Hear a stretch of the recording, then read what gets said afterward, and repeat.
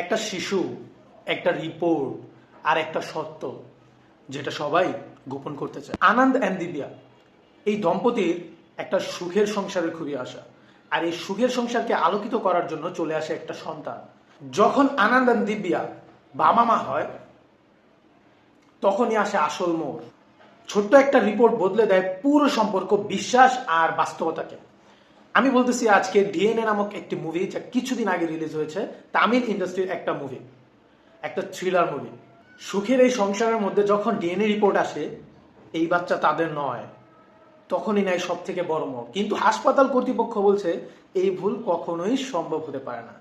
কিন্তু এটার ভিতরেই লুকিয়ে থাকে আসল সত্য।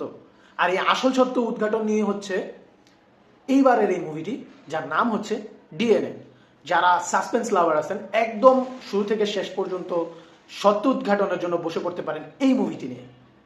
মুভিটি দেখে আপনার শেষের 10 মিনিটে মাথায় ঘুরে যাবে যে কি থেকে কি হয়ে গেল। ডিএনএ নামক এই মুভিটি যতটাই ছোট,